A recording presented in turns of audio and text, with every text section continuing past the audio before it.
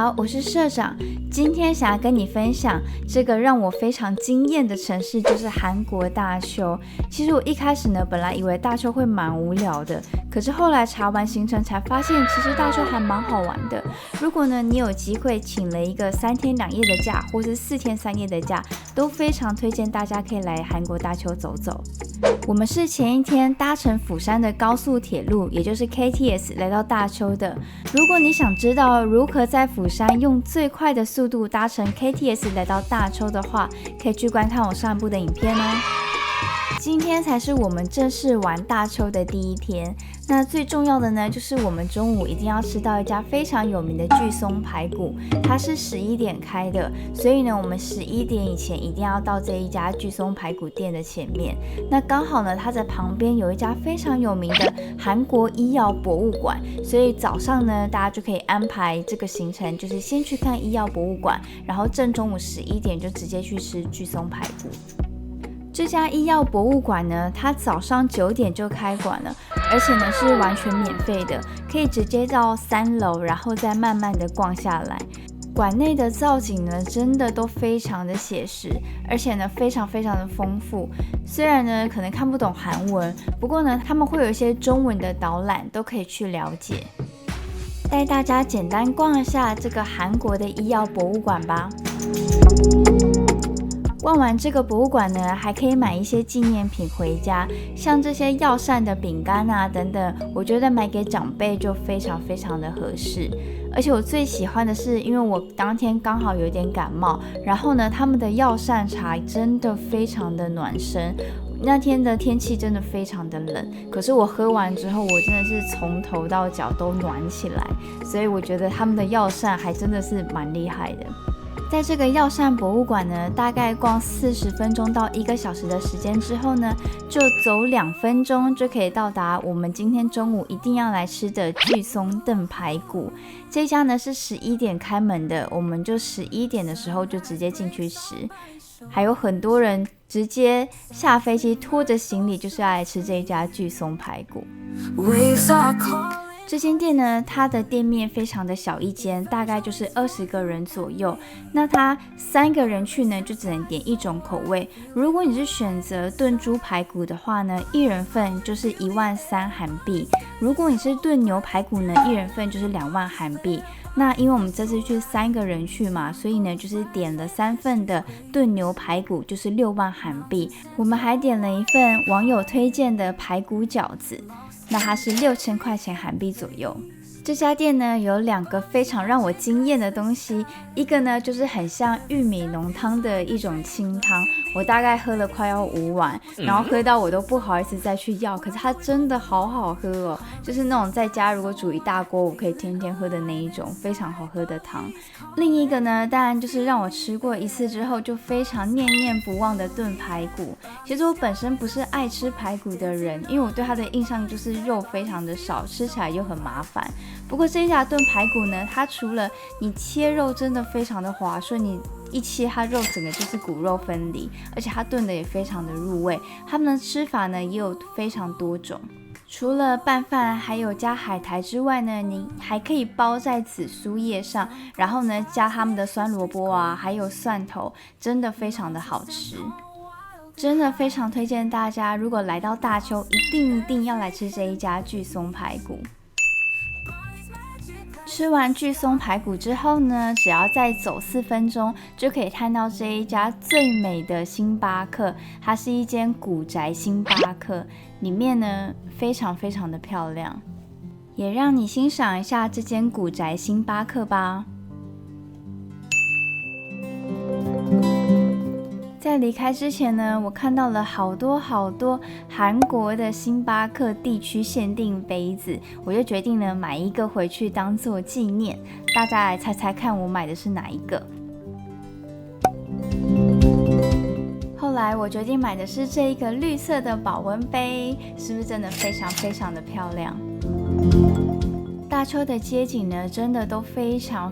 的美。那顺着走呢，我们就可以来到这个李相和的故居。李相和呢是一位韩国的诗人，他的故居呢原本在2001年的时候呢就要面临拆除的危机，不过呢是大邱的市民呢他们自动发起了一个保存古迹的运动，所以呢才保留了这个历史的建筑。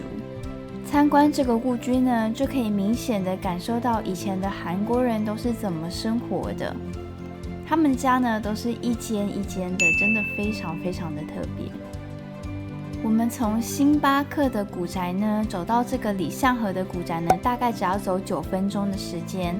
接着呢，我们可以再从这个李相和古宅，再慢慢走到一个非常有名的桂山洞天主教堂，只要走3分钟的时间就会到了。这个桂山洞天主教堂呢，它里面是不可以摄影的，它里面跟外面呢都非常非常的漂亮。那我当时呢也在外面绕了一圈，然后觉得这里的氛围真的很舒服。这个教堂呢是由法国的传教士所设计的，所以呢会有一种身处在欧洲的感觉。后来查我才发现，原来在韩剧的信号跟鬼怪当中呢都有取景在这边。在这个教堂的正对面呢，就会看到一间 E-Mart 超商，然后呢超商旁边有一条小路，顺着这个小路呢慢慢走过去，就会看到我们的3·1万岁运动路。这条路看起来有没有非常非常的眼熟？没错，它就是金秘书的取景地。我每次特地来这边就是要来拍一张金秘书的照片。